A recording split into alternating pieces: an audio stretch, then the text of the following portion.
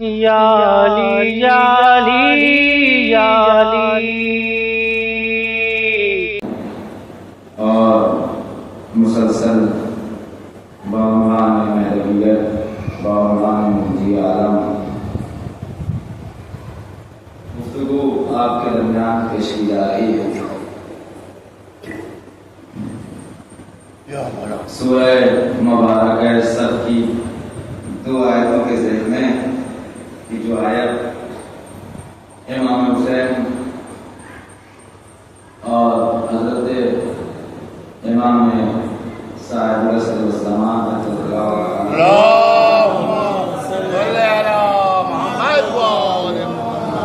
کے وجود مبارک پہ دلالت کرتی ہے۔ بہرحال 12 بجنے والے اندر میں باقی ہے اور الحمدللہ میرا حافظہ بہت قوی، خاص کر کے اس معاملے میں کہ کون مجلس میں آتا ہے کون مجلس میں نہیں آتا ہے۔ ظاہر سی بات 30 منٹ کی مجلس یاد کر کے آتا ہوں تو 20 ادھر نام ہو گیا بھائیوں کو اگر میں بھول جاؤں تو بیکار ہے، ایسی زندگی بیکار ہے کہ اپنے بھائیوں اور اپنے بھتیجوں کو نام بھول جاؤں۔ صلوات پڑھ دیجیے۔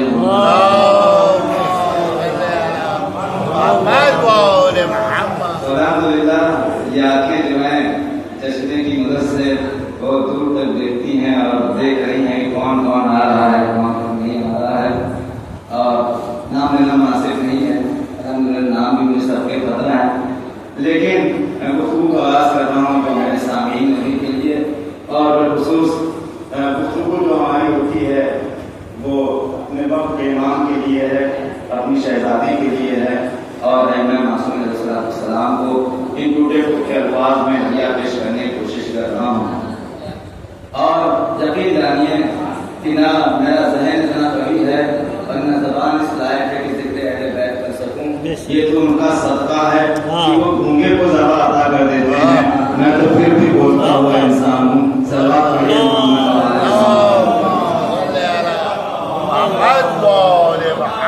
یہ ان کے در کا شرف ہے۔ اگر یہ چاہیں تو بلال کی سین کو لوگوں کی شین سے افضل قرار دے دیں۔ یہ ان کے در کا شرف ہے کہ اگر یہ چاہیں تو راہی ڈوبے اولاد آیا تھا با اولاد ہو کے چلا جائے۔ اگر یہ چاہیں تو فطرس جو اتاب الہی میں مبتلا تھا زمین پہ آ کر کے پر لے کر کے چلا جائے اور اس سے بہتر اڑان بھر کے اللہ سے کہے میرے اللہ میں دیکھ رہا ہوں کہ تیری عطا کیسی ہے، حسین کی عطا کیسی ہے۔ صلوات پڑھیے محمد وعلى محمد۔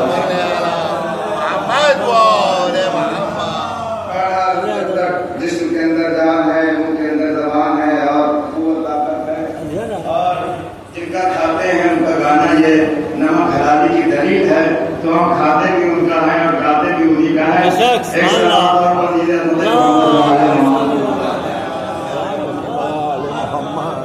دیکھیں میں کسی کو آگے پیچھے کی نہیں گا کہ یار آپ یہ وقت پنکھا کا حساب دے کر کے بیٹھتا ہے، یہ کوئی یہ نہ ہے کہ مولانا ہے تو وہ مجھے لگتا ہے کہ رات میں اپنے حساب سے بیٹھا ہے کہ یہاں پنکھے کی ہوا آ رہی ہے، لہٰذا کسی کو ڈسٹرب کر کے بیٹھا بس آیا یہ بغیر صلوات اور پڑھتے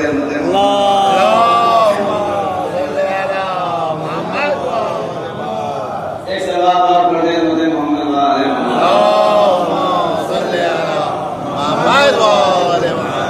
یقیناً وقت آج محدود ہے کرنے مقابلے میں، کیونکہ آج کا ماتم ہے، یہاں پہ میری آواز پہنچ رہی ہے، ان سے گزارش ہے تشریف لے آئے۔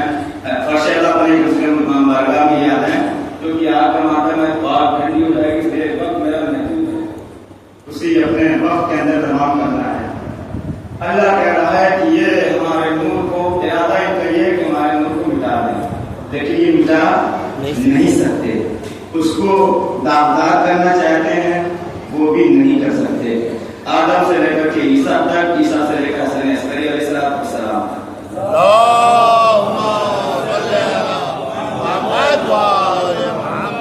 تو اس کائنات عالم میں آخری حجت آ چکی ہے، موجود ہے، بس ان کا ظہور ہونا باقی ہے۔ اور کل ایک دلیل میں نے آپ کے سامنے پیش کی تھی، ایک دلیل اور میں پیش کروں گا۔ ایک صلوات پڑھ دیجیے محمد۔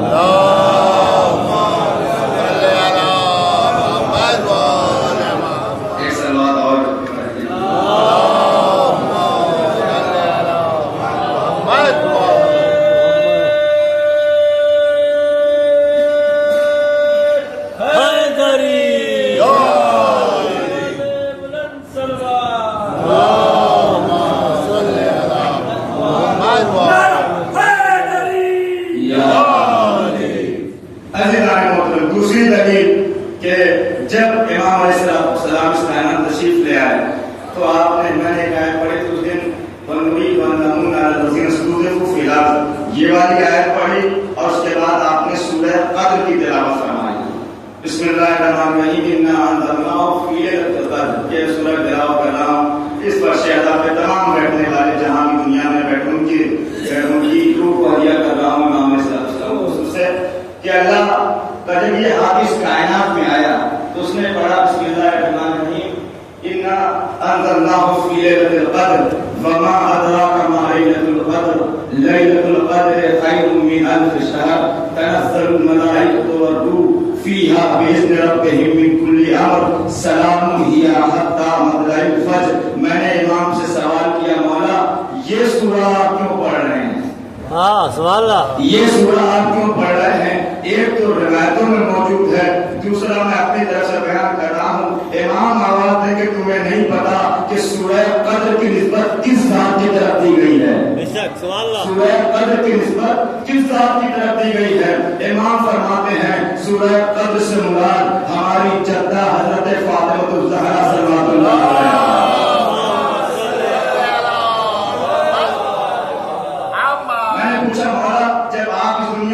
تشریف لے آئے، کائنات میں آئے تو آپ نے سورہ قدر کی تلاوت کیوں کی؟ کہا اس کی وجہ یہ ہے، دنیا کو میں بتانا چاہتا ہوں اللہ نے اپنے حبیب سے وعدہ کیا تھا. کیا کہا تھا؟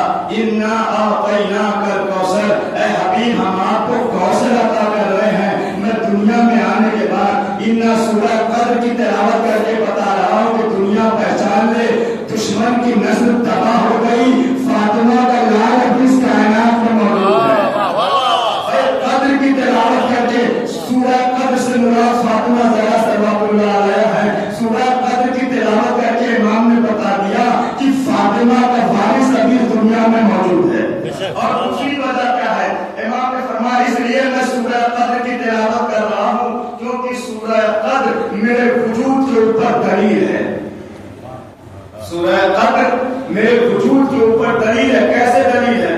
قرآن کہہ رہا ہے تنزل الملائکۃ والروح فیہا بإذن ربہم من کل امر، کہ تنزل الملائکۃ والروح کہ اللہ کی طرف سے ملائکہ نازل ہوتے ہیں اور روح نازل ہوتے ہیں.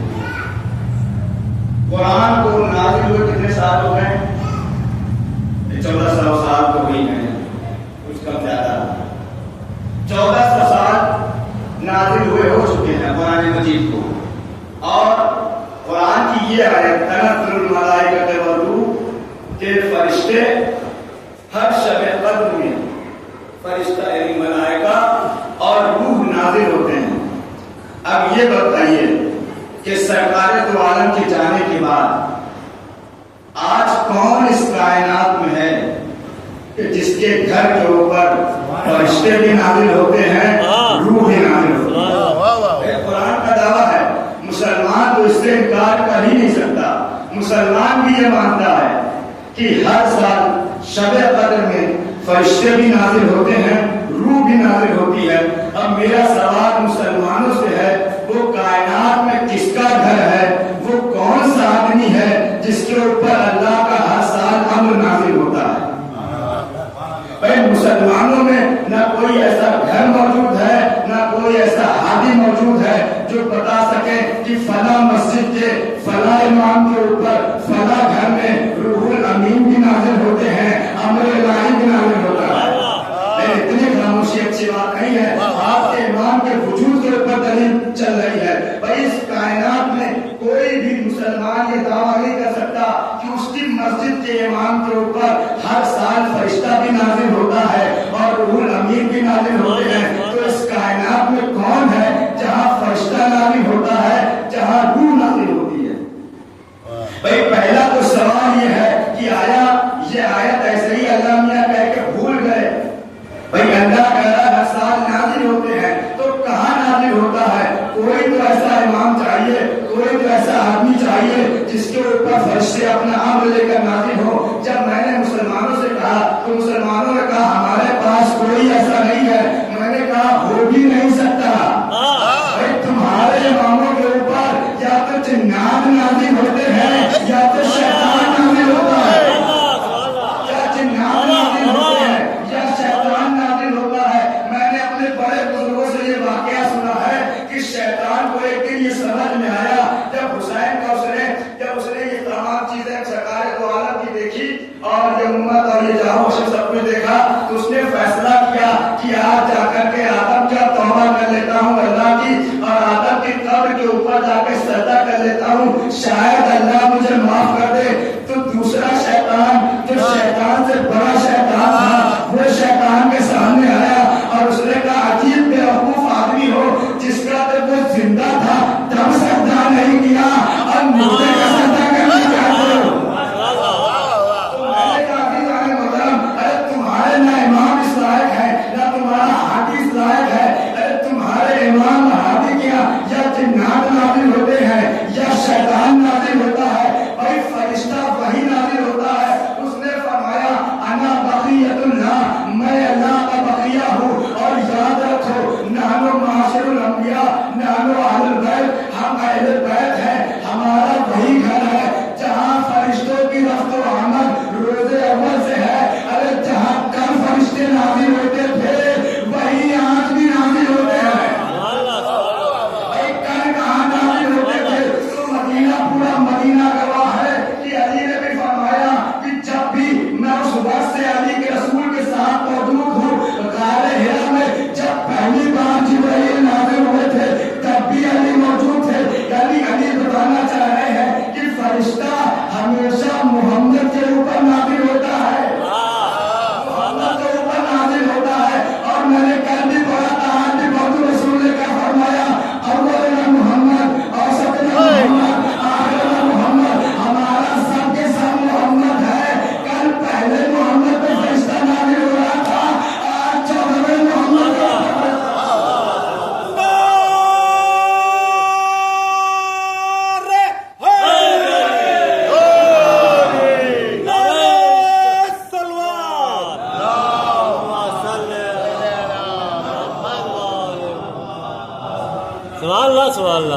अज़ीज़ान मोहतरम, तो ये दलील बनी है कुरान की अगर आयत मौजूद है तो इसका मतलब ये कि एक मुस्ताक चाहिए कि जिसके ऊपर ये आयत नाज़िल हो। इस कायनात में एक हादी, एक रहनुमा, एक मोहम्मद का बेटा, एक फातिमा का वारिस, एक हुसैन का जियारा मौजूद है जिसके ऊपर सूरह क़द्र हर साल फरिश्ते नाज़िल होते हैं और हमारी और आपकी तकदीर ले करते हैं। इस अल्लाह बढ़िया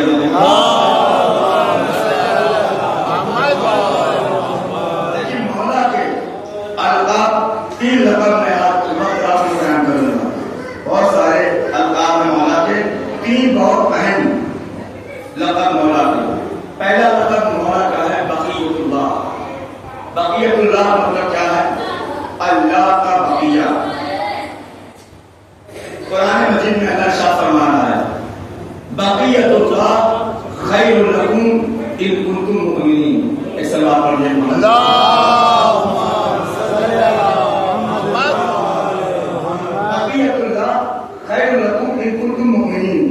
अल्लाह का बक़िया तुम्हारे लिए बेहतर है अगर तुम मोमिन हो। देखिए इस आयत के अंदर दो चीजें हैं, एक मोमिन के लिए बशारत है और जो मोमिन नहीं है उनके लिए खुला चैलेंज है। क्या अल्लाह कह रहा है? बक़ियतुल्लाह खैरुल लकुम इन कुंतुम मुमिनीन। अल्लाह का ये बक़िया तुम्हारे लिए बेहतर है अगर तुम मोमिनीन में से हो, अगर तुम खैर हो। यानी अल्लाह ये बताना चाहता है कि ये हमारा एक तो बाकी है, ये हमारा बक़ियतुल्लाह है। देखिए मोहम्मद भी बक़ियतुल्लाह थे, हुसैन भी बक़ियतुल्लाह थे, पूरे मोहम्मद इमाम अली रज़ा भी बक़ियतुल्लाह थे, इमाम हसन अस्करी भी बक़ियतुल्लाह थे। अल्लाह ने कहा ये आखिरी बक़ियतुल्लाह है, अब इसके बाद कोई खैर आने वाला नहीं है, ये आखिरी है, ये आखिरी है। जब इमाम इस दुनिया में आए तो आपने तीसरे दिन जो मैंने कल वाक़या पढ़ा, इमाम ने क्या फरमाया? अना हुज्जतुल्लाह अना बक़ियतुल्लाह, मैं अल्लाह का बक़िया हूँ, मैं अल्लाह का बक़िया हूँ, मैं अल्लाह का बक़िया हूँ। मौला आप बताना क्या चाहते हैं? कहा बताना ये चाहता हूँ जितने भी मोमिनीन हैं उनके लिए अल्लाह की तरफ से एक खैर अभी बाकी उनके लिए अल्लाह की तलवार अभी बाकी है। ये जुल्फ़िकार, यही जुल्फ़िकार किसी के लिए खैर का सबब बनती है, किसी के लिए शर का सबब बनती है। नहीं समझे आप? खैबर में पहुंच जाओ, इसी तलवार के सदके में बहुत से लोगों ने दिल भर के खजूरें खाई, और इसी जुल्फ़िकार के सदके में इस्लाम को फतह हुई। उसी तरीके से जब फातिमा का लाल आएगा, अल्लाह कह रहा है बक़ियतुल्लाह खैरुल लकुम इन कुंतुम मुमिनून। ये मेरा महदी, ये मेरा हादी, ये मेरा रहनुमा बक़ियतुल्लाह है। अगर तुम मोमिन हो तो तुम्हारे लिए खैर है, अगर तुम काफिर हो तो तुम्हारे लिए इससे बड़ा शर कोई नहीं है। सलाम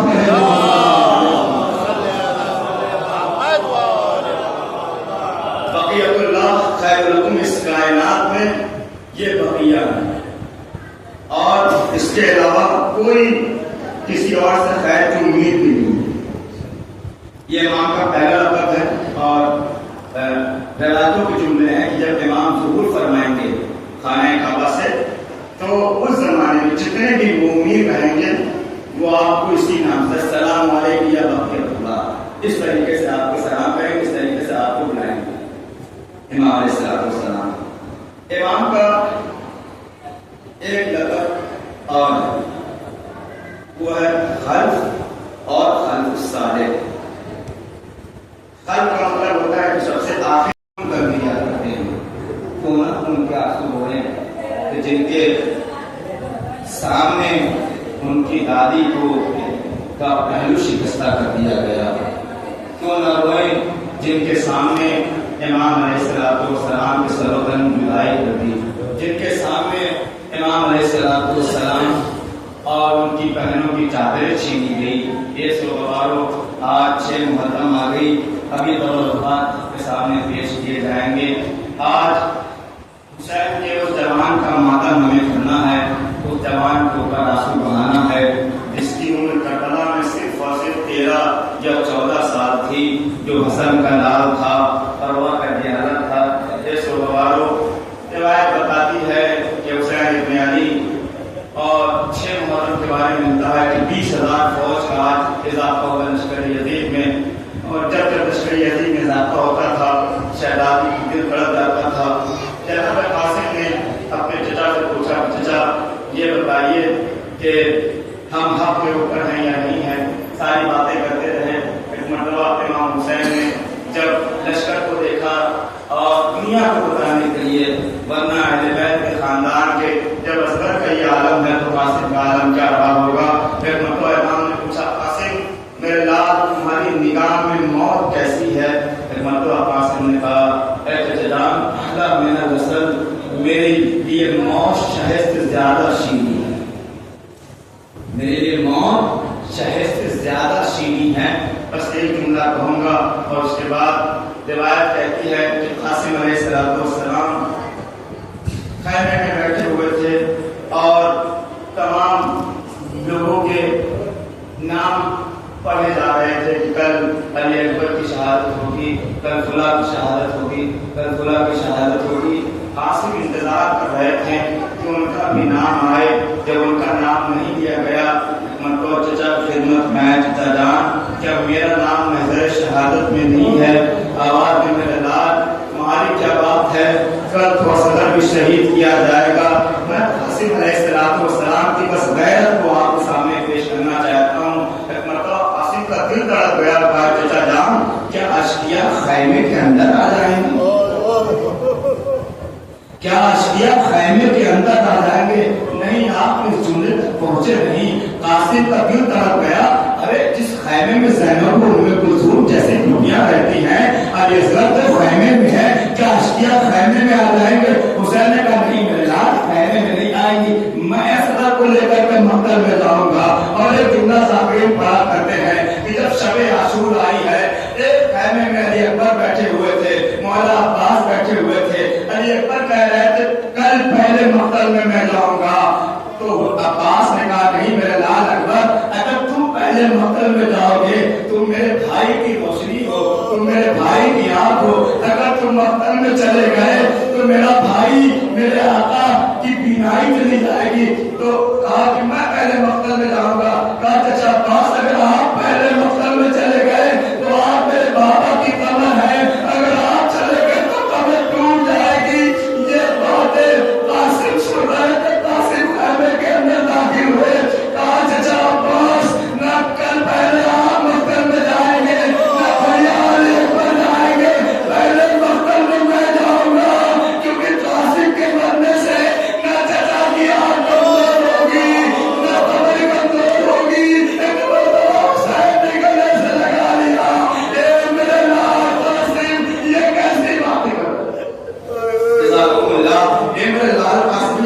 इंतजार कर रहे हो। मेरे लाल तुम तो मेरी आंखों का नूर हो, तुम तो मेरे दिल का चैन हो, कासिम तुम मेरे भाई की निशानी हो। मैं तुम्हारा मकसद में जाना बर्दाश्त नहीं कर सकता।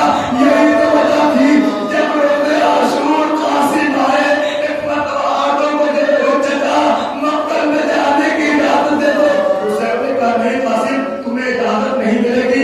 एक मतवार तेरे से आसार कासिम ने हुसैन का पैर पकड़ लिया। चचा जान मुझे मकसद में जाने की इजाजत दे दो। मकसद के जुमले हैं, दोनों चचा और भतीजे गले मिलकर इतना रोए कि बेहोश हो गए। कोई खबर दे सिवाय हमें मजलूम में करबला के रिवायत बताती है, दोनों चचा और भतीजे इतना रोए कि रोते रोते बेहोश हो गए। और अभी तो रुकात बरामद हो गए। पहले मैं शहादत पढ़ लूं, उसके बाद मैं रुकात की ज़ियारत कराऊंगा। आप ज़ियारत करिएगा, बहुत सारी चीजें बरामद होंगी। देखिए शरीयत से इसका ताल्लुक हो या ना हो, लेकिन कम से कम एक माँ की हसरत जरूर है। और माँ की एक ख्वाहिश होती है कि उसका बेटा जवाब दे तो दूल्हा बनाया जाए, उसका बेटा जवाब दे तो उसके लिए कपड़े का इंतजाम करे, चाहे वो अकबर की माँ लैला हो, चाहे कासिम की माँ उम्मे फरमा। जज़ाकुमुल्लाह। ये तो हदीस सियासत साहब औलाद है। खुदा हर माँ को उसके बेटे का सेहरा दिखाए, हर माँ को उसके बेटे का सेहरा दिखाए। हाय करबला की माएं अपनी आंखों से अपने बच्चों का सेहरा तो नहीं देखा, नौके नेज़ा के ऊपर सरों को बुलंद देखा। जज़ाकुमुल्लाह।